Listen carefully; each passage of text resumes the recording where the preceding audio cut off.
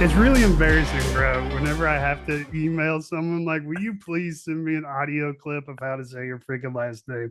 Like, some people have some crazy names, man. I don't Right. remember this when I was a kid. Um,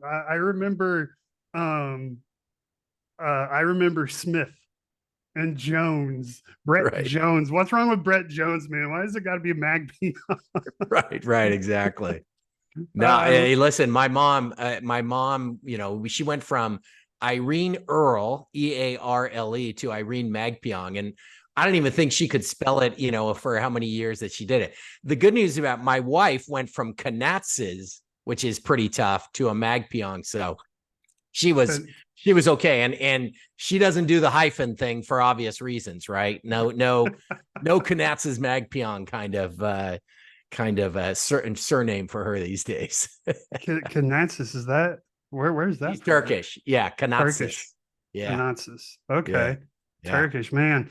Yeah, it's or you get those Polish guys or people with the skis, something, Right. blah blah blah ski, and it's just Yeah. like, man, how do you? I feel bad for these people as children, like trying. I mean, Magpyong. That's really not a hard name to It's learn not to tough. spell. Yeah. No. It's weird to read, but it's not Yeah. hard to spell, man. But some of these people, man, uh, they have the most insane names, and it's funny actually. I just my mentor from when I was in the army, his last name is Patitucci, Okay. very Italian, Anthony Yeah. Patitucci, Yeah. and to this day, I've known the man for over 20 years. To this day, I still cannot spell his last name. I have to look it up every single time. And it is so freaking frustrating because I always misplace a T and a U. That's I funny. always get them backwards. And every Right. time I look at it, I'm like, that's not right. Well, how So, about how about like some of these like an Indian or an Indonesian name? It's like Shawararanathgra, it's like, oh my gosh. There's yeah. S's and H's and R's all over the place and W's mixed in. Yeah, I don't know how they do it. Yeah. I don't know. And as an English speaker, like you're looking at it and you're like, well, that should be moved there. And Right, like, exactly. so, Exactly. Yeah. and really, like you already said, like that's the hardest thing about your name is just the letters look like they're in the wrong places. Exactly. That's And right. so, but anyway, Brett, thank you so much for joining us today. As everybody has already figured out, I'm sure, I am joined today by Bret Magpiong, who joining us from sunny California. And so, Brett, just hop in real quick and introduce yourself and tell everybody what you got going on, real quick. Yeah, it's great to be on the podcast. Thank you so much for having me on. Yeah, I'm a native Los Angelian. I grew up here, lived here pretty much my whole life. I went to school at a state school up in San Luis Obispo, but it was still California based. After I think probably what'll give you a good indication of me is the first test I ever failed as a kid. I was asked to name the 4 seasons, and I said football, basketball, baseball, and hockey, because in my household, those were the only seasons. I didn't know what winter, spring, summer, fall were, especially out here in Southern California. We have, 2 seasons, if you will. So yeah, that's a little bit of taste for, what kind of my background, a lot of athletics involved with my growing up and stuff. And in fact, I played rugby in college, and then after college, I joined a very large professional services firm. My career has been basically 35 years of working, mostly the last probably 25 or so years of it with the ultra high net worth as a wealth manager. And 2 years ago, I retired. Decided I want to spend more time with my wife of 31 years, my daughter, who's now 25.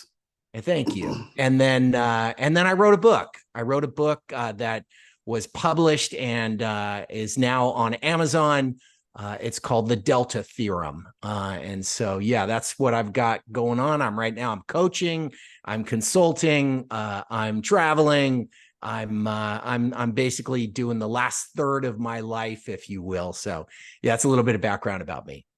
Yeah, so and that's crazy cool, and I can totally relate to the Four Seasons because that was pretty much my childhood too, is sports all day, every day.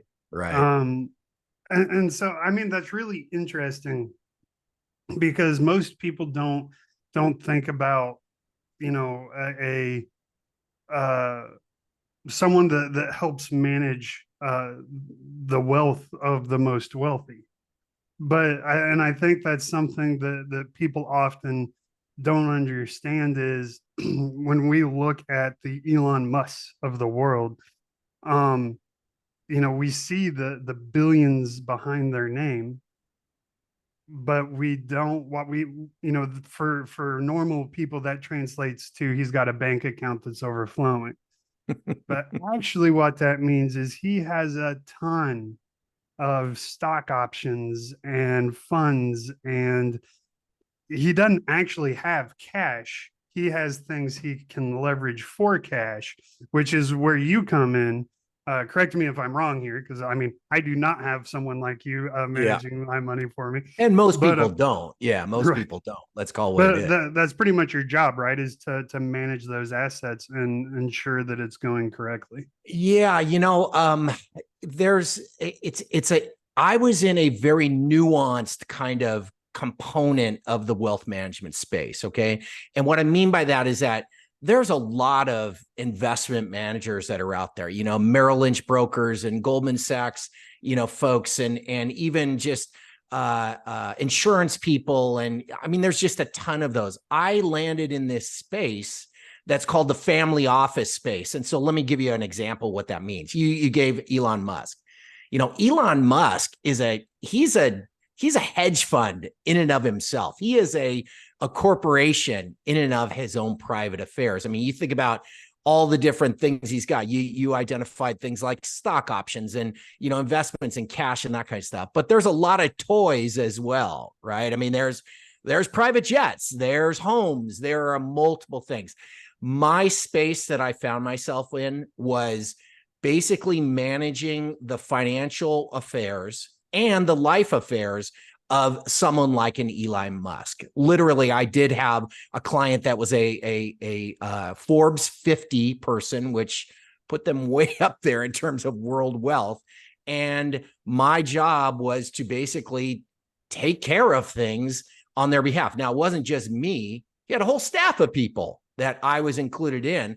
I happened to be an executive there. And so, I would have a whole team of people that was working on whether it be, the purchase of a home or the deployment of his money. In one case, I was with a family that we ended up buying one of the Major League Soccer franchises. How many of those are out there? Not many, right? And yet we had the wealth to be able to do that. That was many years ago, but it was those kinds of things that I find myself in. Now, listen, I that wasn't how I grew up. Mhm. I grew up in very, very modest kind of, and then some, right? Modest. It just so happened that I landed, in this space and learned that, it was both the technical side of things that we all have to know, but there was a personal side of things. And I think that's where, my leadership and value really kind of came into play was being able to work with these folks on a personal level, because these were personal, assets and personal lives that they had that I was working with. How did you, was it accidental that you got into this, or was it intentional? Yeah, that's really a great question. I get asked this, like, did you go to school for this? No. I mean, there's no schooling that does that kind of thing. Out here in Los Angeles, it turns out that Hollywood has a huge impact on, the economy here in LA, right? Right. And what happens is that, interestingly enough, entertainers and a lot of folks that are associated with Hollywood, they have a lawyer, an agent, and what's called a business manager. And the business manager is the role that I basically had. So I found myself in this position to where the firm I was at was a business management firm as a component of things. And I landed there. So, I was doing people's taxes and advising them on their estate plans and all these various things. So it was a little bit of an outgrowth of the fact that here in Los Angeles, so many people wanted these services. Now, it has expanded tremendously in terms of that type of service. It didn't used to be that family offices existed, but it's now it's a big deal in terms of like the ultra high net worth people. So I had started with working with entertainers, athletes, executives, that kind of thing, and then ultimately it turned into working with just individual people that had their own family office and stuff. Just out of curiosity, how big of a team would like a Musk or someone like that, how big of a team would they have to manage these things? Yeah, the Forbes 50 client that I had, we probably had, and this was early on, he had a huge liquidity event. And so he started up his own family office. We probably had 30 to 35 people just on handling his kind of personal affairs. And my guess is that, it grew to, I don't know, 50, 75. I mean, very, very significant. So, and I mean, it's like there's so much capital there, which, listen, I say this with humility, it's not like, whoa, there's so much capital. Most people don't have that kind of capital, but they did. And instead of them having to use, call it just retail, going to open a brokerage account like us mere mortals need to do, they could hire the entire team at Goldman Sachs to run their money and that kind of stuff. And so they did. And that's why, at that level, there's significant, folks that are handling it. I also was in a multi-family office where I wasn't just working with one family. We had multiple families that we would do. And the reason is that they didn't want to have, the responsibility of having a whole team of people that they were responsible for. They were fine with like having a group, handle them. Still, the needs were exactly the same. Paying people's bills and buying their assets and deploying their capital and working with their charities and setting up estate plans. I mean, all these various things that were included therein. That's insane. The intricacies. And I think it's funny. And I think that's part of the reason. So I am not a fan, and I'll probably get crucified for saying this, and that's fine. But I'm not a fan of, first of all, the get rich quick templates. I'm definitely not a fan of the lotteries or gambling or anything that involves amassing a large amount of wealth very quickly. Because these families that you're talking about, they didn't just, I'm assuming, just pop in the money, right? This is something that happened very slow, and there's a reason it needs to be done slowly, so you can learn how to do how to do this, right? In order for that Forbes 50 client you had to eventually get to where he could hire you, he had to understand what he was hiring first. That's right. You don't just get to say like, oh, I need a wealth manager. Like, probably before this podcast, 90% of my listeners probably didn't even know that was a thing. Yeah. Right. So, I mean, and I think that's a huge disservice. And I think that's ultimately why people that do get rich very quick end up losing it just as quick as they got it almost, because they don't know the proper way to manage it and who they need to hire. And they end up with all these phone calls like, hey, hire me, I do this. And then they end up hiring the wrong people.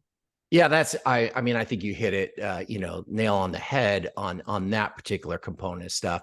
You read stories that are not unique and not exceptions where, lottery winners, interestingly enough, they end up with nothing in not that, short of order. And like, you wonder, how is that possible? And it's because, they didn't surround themselves with the right people. But Listen, and that's true across the board, don't you think? Like, we all run into situations where, interestingly enough, we find ourselves, stuck with the wrong situation. Let me give you an example of one early on in my career. I indicated that I had worked with some entertainers and some athletes, and I had one athlete who, he was a professional football player and came from nothing, right? I mean, this is your prototypical story of like, he worked hard, number one draft choice, came into the NFL, got a huge signing bonus and what have you. Fortunately for him, I really do believe this, somebody who he was playing alongside was my client as well. And that person, who had a very level-headed person, basically said to him, listen, you should really go talk with these guys, right? And so he did. And what we found was that the hardest part was him to be able to say no to family members, right? I mean, that's what was happening. It wasn't like some broker that was like trying to, get their money and stuff. It was family members that came from that same environment that were, asking for him to provide them with, financial assistance and what have you. And so, in that particular regard, it wasn't that he didn't want to. It was just that, his lifespan in the NFL is like 5 years, 4 years. You got to really be able to like, put some stuff aside from that standpoint. And so what the drill was basically was, I just told him, all right, if you get a phone call, have him call me. And I would be the one that would just say, yeah, we've got him on a budget right now. And, and I wouldn't just flat out say no. I would go towards them understanding that the best for him, which they wanted, was to be able to say no. And that was the deal. And he could just play football. And I was the person that was, kind of the person who said no on that front. So, interestingly enough, there's just a lot of hands that are grabbing at wealth, and that's true across the board, I think. Yeah, and I don't think, like you said earlier, us mere mortals, I don't think we truly grasp and understand, just how stressful success, however you define that, can be. And then I was having a conversation with somebody just last week actually about that, and it's like, look, the more success I have on my podcast, and the more success my business has, and the more of these certain things that happen, like the less time I have, the less control over what is happening. Everything slowly starts to slip from me. And again, I'm glad my company wasn't an overnight hit, because I wouldn't have known how to handle it. Yeah. Right. But I'm slowly learning, like, okay, I have to say no to this.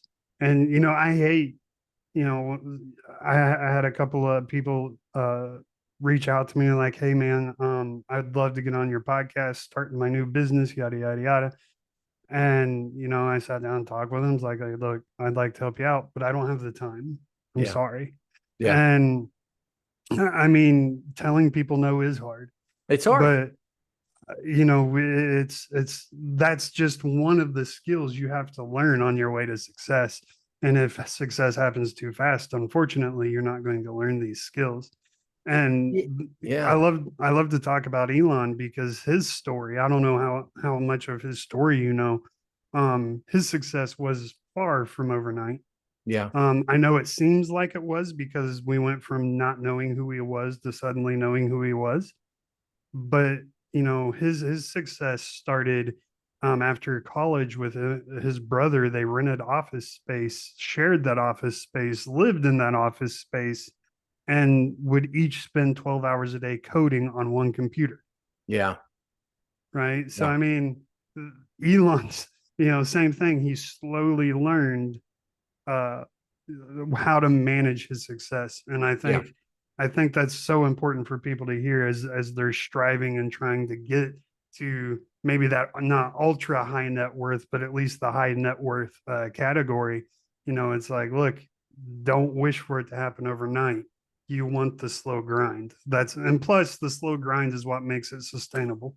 Yeah, look, I have a 25-year-old daughter, and the thing that's really hard, I think, is that she and everyone else is seeing, because it's just so much more visible these days, like wealth, right? She is seeing very, very wealthy people, and it looks easy.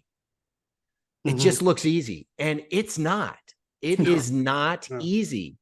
And delayed gratification is part of kind of the discipline, inside of things. And it used to be that we would say, oh, somebody that was a professional athlete, they came into being a professional athlete, they were an entertainer and that kind of stuff. How many auditions did people like get turned down from and before they got somewhere, right? Now it's just extended to look like people that got stock options with, Tesla, and now they're uber wealthy, and that kind of, it looks easy, and it's just not. I think that's your point as well. Yeah, It's not that yeah, easy. 100%. Yeah. And that's actually been one of my big talking points lately is every generation has the great lie. Yeah. And I think my generation of, the millennial generation and the Gen Z, our great lie is success, Yeah. because, we're spoon fed what success looks like. And Yeah. we're like you just said, we're spoon fed that it's easy. Yeah. And if you're not a millionaire by the time you're 25, something is wrong with you. Yeah. And that's just not the case at all. It's not, and it's not supposed to be easy. I've written several long articles about it. It's not supposed to be easy. It's supposed to be ultra painful, Yeah. because that's what builds sustainability. That's what builds it to last. Yeah. That's what separates the people that can do it from the people that can't. Because I mean, I hate to be the bearer of bad news, but not everybody is capable of being ultra wealthy. That is just, I'm sorry, that's not in your deck of cards. You, Right. you wouldn't enjoy it. You wouldn't, whatever the standard is, that wouldn't meet you. And what I challenge people is, what is actually your definition of success? Mm-hmm. Because, like I said, not everybody's meant to be ultra wealthy. That means wealth isn't what determines their success. So for my mom, wealthy wasn't success at all. And I'm guessing your mom was the same way. Yeah. For my mom, it was family, her children. That was her success story. That's what gave her fulfillment and happiness. Yeah. So I challenge people to truly identify your success, what it means, and then you go chase that. Yeah. One of the things that maybe we'll touch on it, maybe we won't, I don't know, but my book, The Delta Theorem, there was a reason why I wrote this particular book. Okay. So it's called The Delta Theorem, and the subtitle is An Innovative Framework for Being Fully Alive and Truly Wealthy. Okay. So let's talk about that last part, truly wealthy. That can sound, written by somebody who's a wealth manager, as, oh, this is going to be a book about how do I make money. No, it's not. Because I used the word truly very specifically, and it's along the lines of what you're just talking about. What I learned from working with all of these very, very wealthy folks was that oftentimes the dialogues that I had with them had nothing to do with finances. Nothing. In fact, it had more to do with questions like this: what is the money going to do to my kids? What is it going to do to my kids? I'm really concerned about that. Or how come I feel like you just said earlier, how come I feel like I don't have time anymore? Like I don't have time. Or why don't I have peace of mind? I thought that I could buy peace of mind. And what truly wealthy is that, and I talk about this in the book, is that I see wealth, after having worked with folks, as a number of components. Certainly there's financial wealth, no doubts about that. Dollars, capital, it matters. That's financial wealth. But there's relational wealth. Mm-hmm. It's what kind of relationship do I have with my kids, with my spouse, with my coworkers? That makes people wealthy, right? Inside of relational wealth, there's mental wealth. What kind of peace of mind do I have inside of this? There's temporal wealth, meaning the wealth of time. And there's also physical wealth. Like, if you aren't physically well, it don't matter how much money you've got. You're not feeling wealthy. And so the point is that I learned not only in my own life, but after having worked with so many clients that had these same questions all the time, that true wealth has much more to do than just finances alone. It has to do with relationships, mental, physical, time, and financial. And that's what I would say as I define inside the book, what true wealth actually is. Yeah, that you hit the nail on the head. And like I said, I think my generation specifically, like we're spoon fed the exact opposite. Yeah. And have you caught a lot of hate for your book with that kind of being the narrative, or people being No, I really haven't. I mean, periodically I get people saying something like, yeah, that all sounds great, but if I can't pay the bills, that none of that stuff really matters. I address that somewhat in the book, where I say things like Maslow's hierarchy of needs can't be just like thrown aside, because you and I might talk about let's find our purpose in life and let that be a cornerstone for what true wealth is actually going to be, which I talk about that at great length in the book. It's part of the Delta Theorem. But it's real easy to talk about purpose with people that have food on the table. It's really hard for somebody to be talking about purpose when they got no roof, no shelter, none of the lower stages of Maslow's hierarchy of needs. In fact, I think it's kind of cruel to be talking like, we're tone deaf with somebody to say, oh, well, just find your purpose and your passion and know these things and everything will be great. And they're like, really? I'm just trying to survive here. So I totally get what some people are saying. That's not usually the commentary I get. I get commentary from people that are already well above the lower stages of Maslow's hierarchy. They're just focused on money. That's just that's just it. They're focused on money, and that's kind of what they're bent towards. I think that they'd love to have the issue like we all would. Okay, well, let me get tested. Give me a bunch of money and let me see if I really feel bad about it, right? I mean, we all would like to have that. And I'm just saying to them in advance, listen, I worked with these folks. And I'm telling you, listen to me. It's the full gambit when we're talking about wealth, because it is for them and it is for all of us, because we just know, right? Nobody on their deathbed is like saying, oh, I wish I made more money. Most of the times they're saying, I wish I had a relationship with my daughter or, my son or, my wife or whatever the case is. So, yeah, I mean, that's what the deal. No, you're totally right. And you kind of blew my mind a little bit, because I've never actually thought about that. And so I want to pull at that thread of, so you're talking about people just trying to survive. And I've never thought about it actually being kind of cruel, like, oh yeah, well, just, identify your purpose, align your goals with your purpose, and there you go. You got your GPS, go do. Right. That's easy for me to say because, like you said, I have clothes on my back, roof over my head, and food in my stomach. Right. Man, and so I totally get, because basically that's standing in front of a window playing with a toy on Christmas morning in front of what's his name from that, oh shoot, Scrooge. What is that book called? Little Timmy, playing with the toy in front of little Timmy. Yeah. And he just gets to sit there and watch. That's the equivalent. That was a horrible analogy. I totally butchered that. I apologize.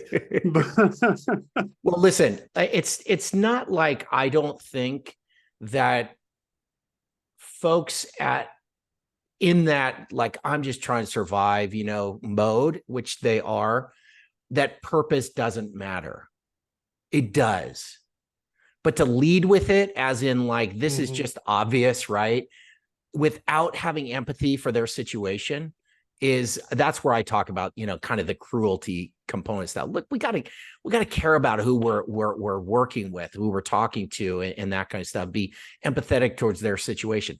I still think that having a powerful why, which is purpose, but having a truly powerful why can and does pull you up from some of those levels, right? Right. But to assume that, like, oh, well, what's your powerful why, from the start, without, like, recognizing that, man, got some tough things they're going through right now, is where the issue comes in. Yeah. No, I understand. It kind of blew my mind because I've never actually thought of that before.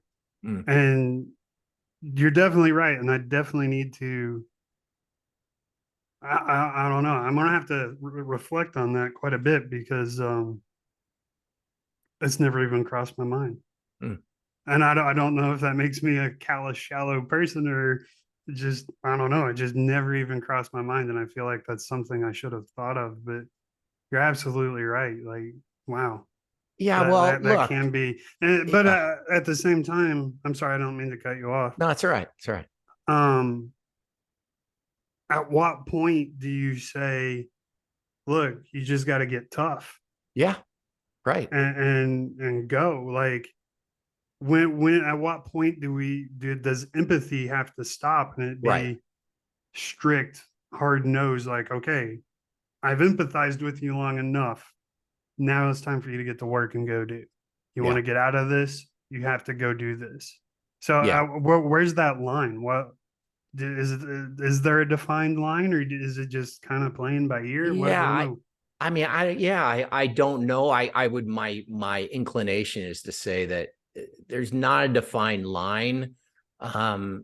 It's kind of like, we all want a formula for life, but life isn't really formulaic, right? I mean, it's just not. It's lived in color.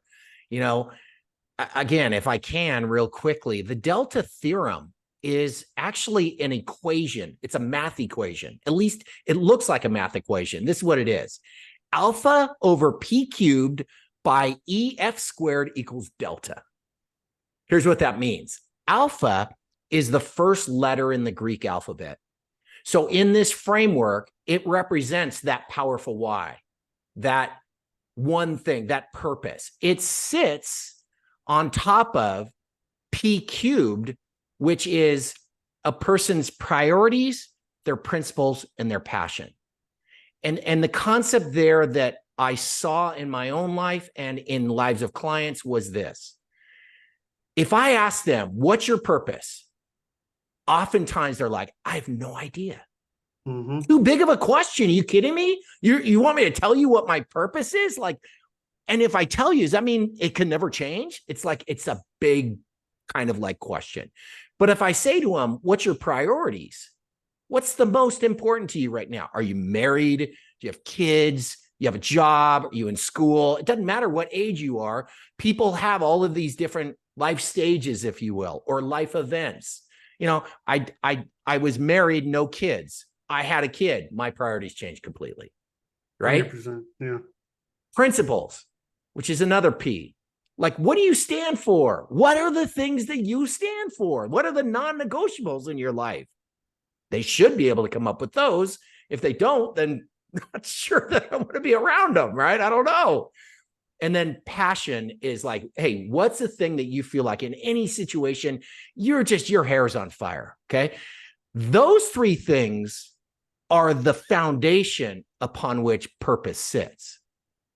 And if we can tease out those things, which I do in my coaching, and figure that out, like concentric circles, Olympic rings, right in the middle, where those three things intersect, where your priorities and your principles and your passion overlap with each other, that's usually where people's purpose is. And by the way, because priorities change, purpose can change over time, right? So Again, it's just a conceptual thing. Alpha over P cubed, purpose that sits on a foundation of principles, priorities, and passion. But here's where I think that you just like kind of touched on.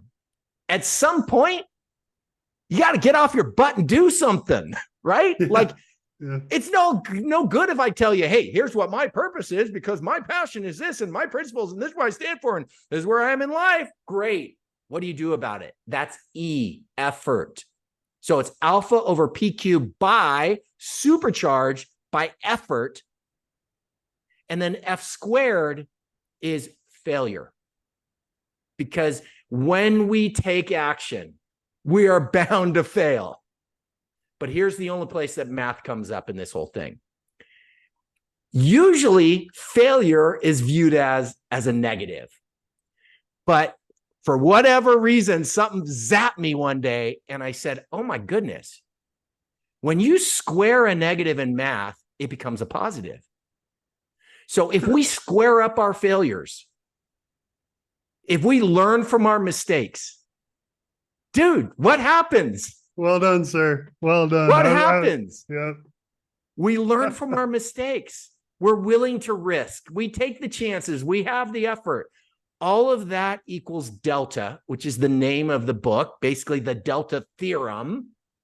And delta in math is change, impact, making a difference. That's the Delta Theorem. It's not math at all. It's just in the form of this equation because I wanted it to be easy for people to remember the different elements. Alpha over P cubed by EF squared equals delta. O, purpose, principles, passion, priorities, effort, failure, all that equals making a difference. Now, none of it's guaranteed, man. I mean, none of it is guaranteed. As I said, there is no formula for life. Life has to be lived. But I'll guarantee you that in my life and in lives that I walk people through this framework, they're in the better position to have an impact, to make a difference, to create change. And that's really what I wrote the book was all about, was all this learning. I was learning from people that, you know, really, this is it? This is it? I got all this money and like, really, that's it? No, wait a minute. Wait, what do we need to do here? How can we figure out a way that could be a framework for helping people come truly wealthy, relationally, mentally, all these various things which we touched on. So that's what the Delta Theorem is all about. And, you know, I break it down into individual, you know, segments and chapters on each one of these things. So, yeah. No, I love your equation. And so when you first started going over it in my head, I rolled my eyes because one, I hate math. I suck at math. Right. And two, it's like, oh, good God, like you're making me try to remember all this stuff, but it ended up being simple. So thank you for breaking it down. But I mean, no, it's so funny because so when I started, so my company, we're recording this in August. I know it's February now, but we're recording this in August, and my company will be a year old on September 1st. That's when I started. Great. Right. Finally, can't believe it, but I've lasted a year. Awesome. When I started because I saw a gap in corporate leadership, and I wanted to fix it. Yeah.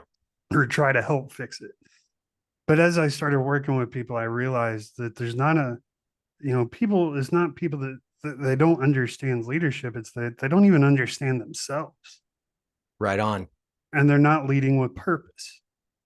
So it's like, okay, so I started looking at my own life. In my own life, I knew I was going to be a soldier since I was 6 years old. I knew exactly what my life had lined out for me. Right. I went and did that. I did it for 16 years. I came out.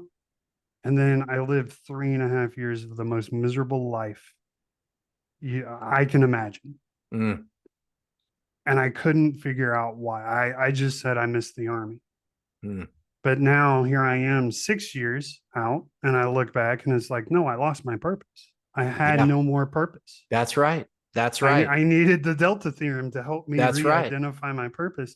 And so here I am now with Renowned, with my podcast, with my clients. And I realized I got my purpose again. Yeah. Right on. And now I'm happy again and I'm healthy again. And all the things that I was losing, I'm getting back. Right. And so it's like, okay, so I need to pivot my attention from just leadership. Now I need to focus on leadership with purpose, which Right on. ultimately is leading me to just helping people find their purpose. And so I started asking people, just random people. Like they looked at me like I was crazy, Brett. Like it was the weirdest experience of my life. I just asked people, like, well, what's your purpose? And I'm being very generous with my numbers. 1 out of 10 would actually have a semi decent answer. Totally get you. Yep. 3 out of 10 would give me some fluff piece that just was absolutely empty and shallow. Right. And then the others would just, Right. and they were okay with it. Most of them Yeah. were okay with it. They had never thought about it. They didn't want to think about it. Yeah. And so I'm like, okay, so those people were just, I'm going to push to the side because they don't want to hear my message right now. The person with the semi good answer, they're kind of figuring it out. So we'll push them aside as well. And I'm going to focus on these ones that tried to give me an answer, but failed miserably at Right. giving me an answer. And man, that's really where I've found like my impact, That's awesome. right? Yeah. And man, it's just you got to know your why. You got to know that purpose. That's right. And if you can't give a good, solid answer, I promise you, all the money in the world is not going to make you happy. You're right The on. most beautiful wife in the world is not going to make you happy. The most fit body in the world is not going to make you happy until you have identified those, like you said, those 3 key elements Right. to make your purpose. You're not going to be happy. Yeah. And you got to bring that full equation. I love that equation. I'm gonna give you credit, but I'm gonna steal that from you. Like, You can steal it and spread it, man. I listen. like That's yeah. Yeah. it's so That's the powerful, deal. man. Yeah. And, You know, and it's purpose. Oh, go ahead. yeah, it's interesting that, you know, as I said, I found the same thing. Like most times is like deer in headlights, people just looking, going, I don't know. But I learned something really, really important. When I'm trained as an Unbeatable Mind coach. Unbeatable Mind is an organization that was started by a former Navy SEAL, Mark Devine, who has written a number of books. And part of the coaching certification process was all these various things: physical, mental, emotional, instinctual, various facets that I had to like learn and stuff. And part of my training was a physical nature of stuff. In fact, I had to pass a 12-hour mini hell week, like Navy SEAL hell week that we did, for 12 hours. And I was 56 years old, and I'm hoofing a rucksack, and I'm doing 300 burpees, and oh my gosh. But let me tell you, one of the first weekends that we got together as a cohort, there was 10 of us. They had us do 300 burpees in 30 minutes. It was 10 burpees every minute on the minute. I hadn't done a burpee in probably 20 years, and I was not prepared. And I got 90 into it, and I am absolutely gassed. And the question is quit or keep going, right? It's a great question. Ask for help, or, do it on your own. And that was the whole point of it, was to break us down. You were in the military, break us down into things that made us a team, and also did one other thing, and that was create a powerful why. Because what I had to do was, I knew that to get through that 12-hour Crucible event, I had to train. I had a full-time job. I was an executive at a wealth management firm, national, one of the top wealth management firms. I had to train, which meant I had to get up at 4 a.m. and do burpees, which meant that when I was getting out of bed and I was in that 4 a.m. burpee thing, and I asked this question, what the hell am I doing? I needed a very powerful why. That's why it's so important. That's why those kinds of things come into play. If I didn't have a powerful why, which by the way, at that time, my powerful why was I want to be an unbeatable mind coach. And in order for me to be an unbeatable mind coach, I got to do the work. I got to do the work. And so I was willing to do it, right? I mean, I didn't want to get voted off the island. You know, Right. none of those things, they were very powerful kind of whys to me. And I learned that early on when I was like, you know, again, 90 burpees in, and I'm thinking to myself, why? Right. And the coach actually said that. Tell me what your why is, you know, and I was like, Yeah. I don't know if I have it. Had to come up with it pretty doggone quick. Obviously, made it through it. Great experience, you know, just Would you do it again? I did a 6-hour event, you know, because they do have, you know, these various events through the organization. I did a 6-hour event and I invited 2 of my buddies to do it with me. Right. And I had to train again because it was a while, but was so fantastic, man, was to bring my 2 friends with me. Like that was so special because they figured out that they could do it too. And they figured out their powerful why of like, it wasn't the event. The event was, by the time you get to the event, like it's a non-event. You're like, you are humming, right? It was the work leading up to it. It was like this, you know, I think Jerry Rice said something like this. He said, do today what others won't, so you can do tomorrow what others can't. I love that. Do today what others won't, so you can do tomorrow what others can't. That is powerful, right? And so, yeah, it was good. They also have a 53-hour event, and if you ask me, will I do that one? No. Oh, come on, man. I'll come to California and do it with you. Come on, man. But I mean, no, you're so right. And dude, when I was going through selection, at the very end of selection, we had to do this long land navigation, which is, you know, up and down many mountains on, you know, uneven ground in the forest with a 80-pound sack. And 30 minutes in, I broke my ankle. Oh, man. And it was like, okay, either I start over from day one, I quit, or I just suck it up and keep going. And at the time, I didn't know my ankle was broken. I thought I just rolled it. And so I'm like, okay, so I got, you know, 24 clicks to go. I'm going to be hobbling, so I got a hoof. I ended up coming in third. Oh my God, brother. That is like, I just got some tingles up the back of my neck. I dig that. That's amazing. I was so scared of failing. Yeah. That I pushed myself, and that taught me such a valuable lesson. Yeah. My mind is 2 things. It's the weakest muscle in my body. But if properly attuned, it's also the strongest. Absolutely. And that's why people like David Goggins just motivate the hell out of me. Yeah, it's just amazing. Because that dude, and you know, I preach him all day long. Yeah. People that don't know who he is, and it's like, you know, that he says, you know, you gotta be the uncommon person, right?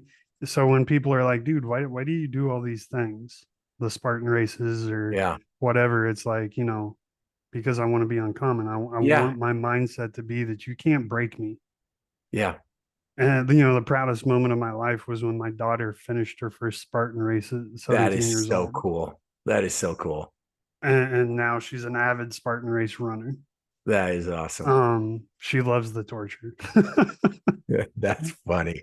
Yeah. You know, look, I think it was Sun Tzu who said, he said, a victorious warrior wins in his mind and then goes to battle. And a defeated warrior goes to battle, then tries to win in their mind. Right. It's like, no, you gotta train this to be able to get through some of the stuff. And it's not just the physical event. I mean, come on, man. I have to train this to be married, to be a dad, right? To run your business.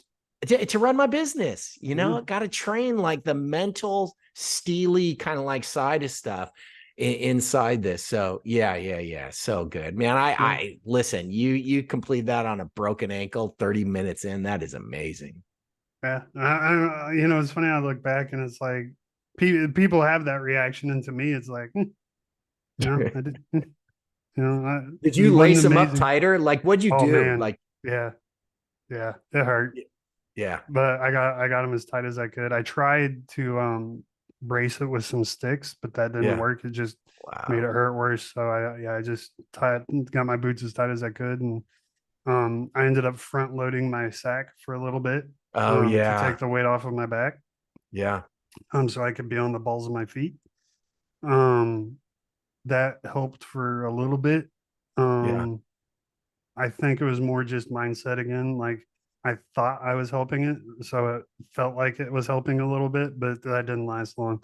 Most of it was just grit, man. I didn't want to start over, so I just pushed. And that's really been the story of my life. Like Yeah. I don't care how hard things will get for me. I don't quit. Yeah. And that's good and bad because Yeah. I'm to the Yeah. point where I should quit, Yeah. but I don't because Right. I don't know how. Um, and then looking back, like, oh man, I should have gave up on that a long time ago. But I would rather have this mindset than be easily broken any day Yeah. of the week. Look. And real quick, something you Yeah. talked about with Sun Tzu, David Goggins. I love the way he says it. He was talking about when he was in SEAL training. I'm sure you read his books. Yeah. He I was have. talking about when he was in SEAL training. One of the guys that was real athletic, real physical, that he just thought was going to make it through training through buds. He was about to quit. Yeah. And David said that he knew he was going to quit before that guy did. Yeah. And he's like, and then he goes on to talk about like, we know we're going to quit long before we know we're Yeah. going to quit, Yeah. before we admit that we're going to quit. Yeah. Yeah, I think that it's one of the things that that I have really contemplated a lot is the concept of quitting, right? And you touched on it, and I think really well. And I'm just like you, like I'm not quitting, right? I am not quitting, but there are times like where wisdom, as you described, like at what point is it not quitting? Is it, wisdom? You know what I'm Yeah, saying? right. And my guess is here's another thing that I learned. Okay. I learned that I don't like to receive help. I can give help left and right. I Love to give don't, help. I don't really receive it that well. And I learned it again in these burpees because one of the fellow, kind of coaches came over to me at one point and said, "Hey, are you okay?" And I'm telling you, I gave him a look of like, get the heck away from me right now. I don't need anybody. Right. And me learning that sometimes I need help. Like, it's okay. This is a team sport, right? Life is Mhm. also a team sport here. And I've come to the conclusion that no, I'm not going to quit, but I am going to seek wisdom from some other people that maybe can give me some guidance and show me that, like, hey, hold on a second here. Let's get clarity around what you're doing here, right? I mean, Mhm. let's get a little discernment around what path you're taking here, and let's let's figure that out. That was a hard thing for me to do because it's like, I don't need anybody, right? Type thing. I learned that like, hey, this is a team sport here, and getting other people to help us is a very valuable thing for sure. You're absolutely right. I love that so much. Yeah. And I think that is so overlooked. Um, and that's why I hate with a passion, with a capital H. I hate the term self-made, Yeah. self-made millionaires, Totally. self-made business owners, Yeah. self-made this, self-made no bull crap. Yeah. You are not self-made. There is someone along the way. So Like many. I can't even name all the people that have impacted my life and Right. influenced my life to get me to where I am today. There's Yeah. so many I can't even remember them all. Yeah. but I remember the lessons they taught me, right?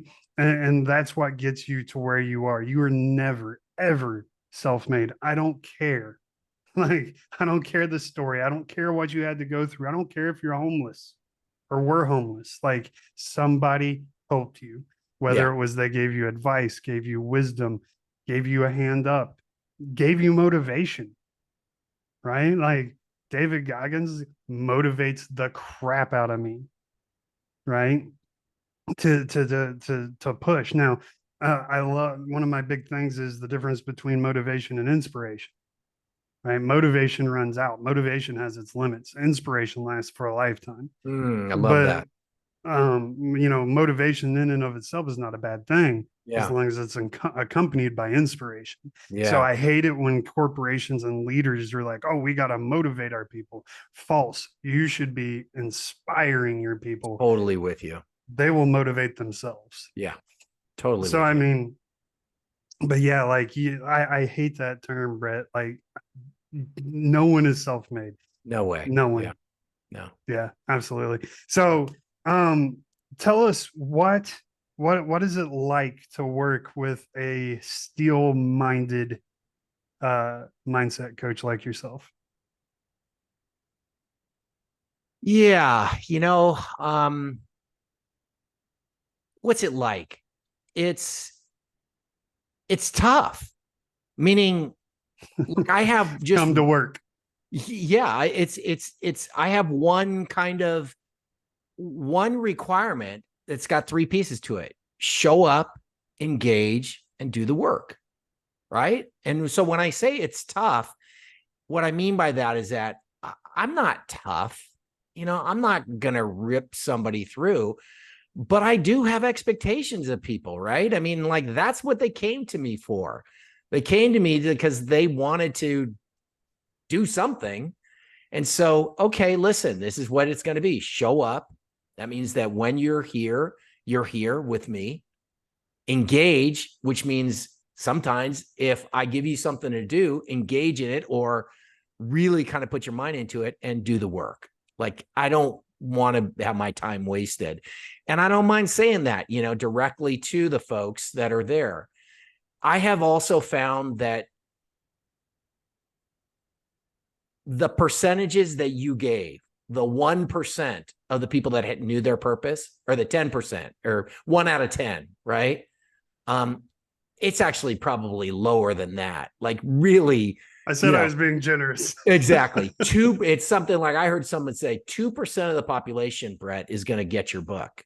You know that, right? 2% of the people actually are that kind of mindset. And I was like, oh, first of all, oops.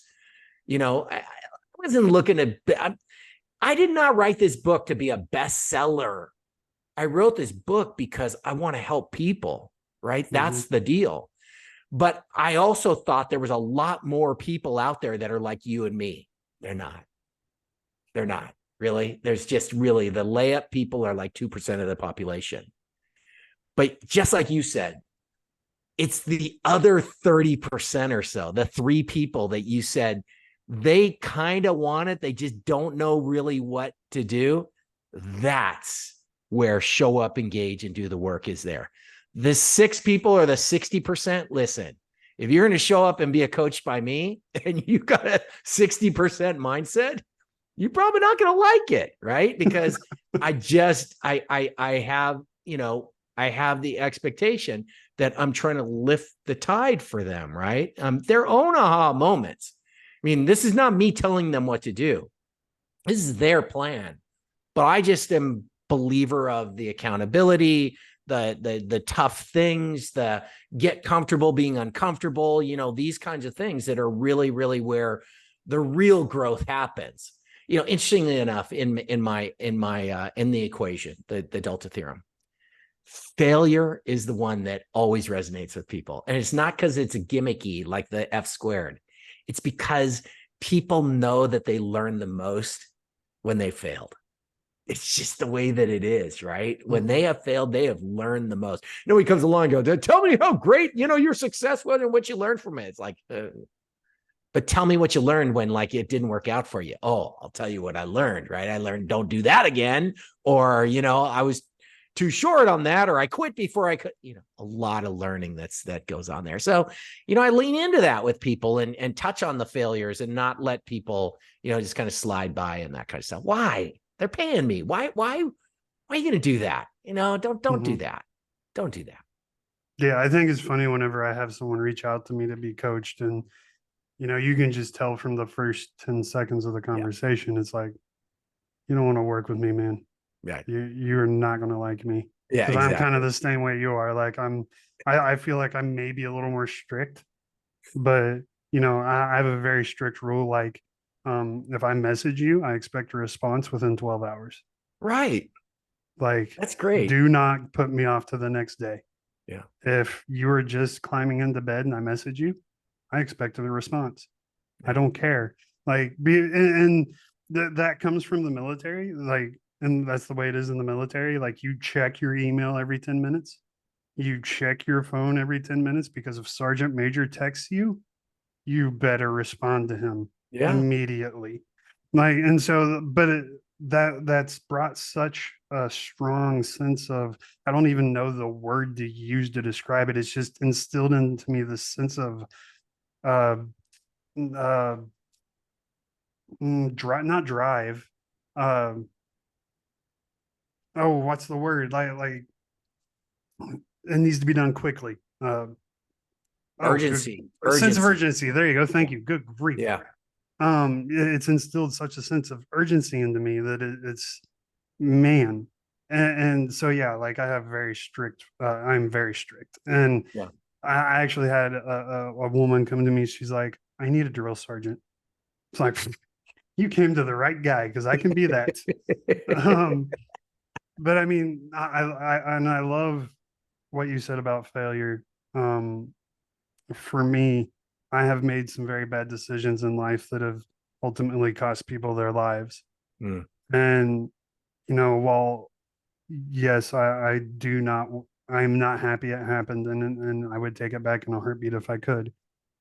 But I have learned more from those moments Yeah. than any other experience of my life. Yeah. I learned more about me. I learned more about humanity in general. Like, I learned more about being a soldier, being in the military, being anything, being a war, running a business. Like, all, like I've learned I can extract so much from those experiences Yeah. that, man, they're invaluable. Yeah. And so for me, it's like I'm honoring those people by making sure I learn that hard lesson. And Yeah. I think embracing your failure is the single most important thing you will ever do in your life. Yeah. And I believe that wholeheartedly. Yeah. Look, I mean, I think that one of the things I touched on in the book is there's a difference between fail and failure, right? We fail, and that's what we learn from. We're not failures, right? Mm-hmm. Some people, they only learn that message of, well, that makes me a failure, in which case they shirk back. No, then you just have lost the opportunity here to learn from, having failed, having risk, because they go hand in hand. I mean, you want to never fail, then don't risk, right? Then Do just nothing. don't risk. Yeah. And then, yeah, do nothing. Don't risk. You'll never fail. But what kind of life is that? Really? Like, that's just empty. It's dead. Mm-hmm. So, I just touch on that. Like, hey, there's a big difference between fail and failure. Don't take on that you're a failure. You failed. And now we got to learn on this. I failed. I mean, we've all had our epic fails. Oh, you probably appreciate this one. Okay. So maybe you will. I don't know. So I also, I said, hey, listen, there's two kinds of failures or fails in this world. There's what I call a tooth sucker, which a tooth sucker is one of these. Mm-hmm. Ooh, that's going to hurt, right? It's like, oh, you see something happen. It's like, ooh, it's not that bad, but it's just going to hurt. That's a tooth sucker fail. And then there's what I call a sink. A sink is an epic failure. And what a sink stands for is a self-inflicted nut kick. A self-inflicted nut kick. That's where you had the chance to not. Oh shit. I swear to God, man. I got a puppy. And I lectured my wife like, you don't hit the dog. She was getting on my last nerve, and we got on her leash. We have this little poop bag holder thing that hangs from and she was getting on my last nerve, and I just grabbed her leash and I was going to yank it to get her to stop what she was doing. And as soon as I did, that little poop bag thing came right around and whacked me square in both. It got both. And I just hit the ground like, oh, and I'm like, yep, learned my lesson. So here's the deal, right? I mean, those epic fails, those are the ones that like, oh my gosh, I did this to myself. And man, it hurts.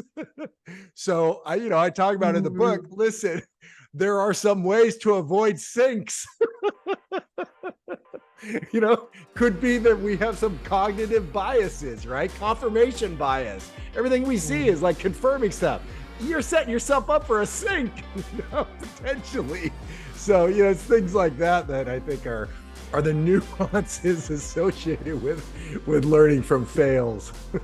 I love that, man. We're gonna end on that note because I don't think I can think anymore without thinking about all those self-inflicted kicks to the nuts.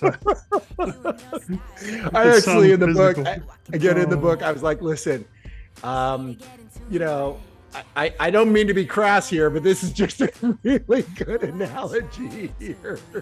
I mean, let's talk about real sinks. So, man, that's awesome. So tell the audience, Bret, how they can find you, get a hold of you, follow you, or maybe even reach out and get coached by you. Yeah, I made it relatively easy. I've got a bunch of social media handle, blah, blah, blah, blah, blah.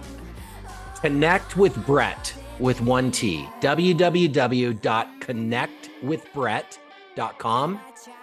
You go there, you'll see my bio, you'll see you'll see things about the book, you'll see, my coaching services. I do speaking, a number of different things like that. So it's real simple. Just connect with Bret. Too easy. And of course, I will have his links to his website and his book and everything in the show notes and bios and all that stuff. So make sure you scroll down and click and go give Bret plenty of love. Before we bounce though, Bret, my guests have the honor and the privilege of getting the final word of wisdom. So my final question to you is, how can people lead their lives like champions? It really does come down to what we touched on earlier, and that is have a powerful why.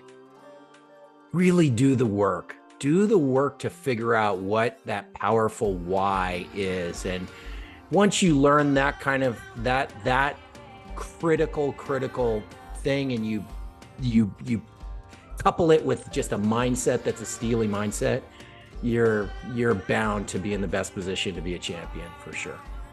I love it. Absolutely. Do the work, people. Hard work isn't something to be scared of. Stop being lazy. Get out and go do the work. It's okay. It's going to hurt. It's supposed to hurt. And people like Bret and I are here to support you every single step of the way. So that's going to wrap it up this week, guys. Thank you so much for joining us on the Renowned Leadership Podcast. I truly appreciate it from the bottom of my heart. He is Bret, I'm going to try, Magpiong. Right on. Did I nail it? Nail it. Right he on. is Bret Nailed Magpiong. I am Stephen Morris, your amazing host. I appreciate it so much, guys. I will see you next week. And in the meantime, everybody, never forget, lead like a champion. Goodbye.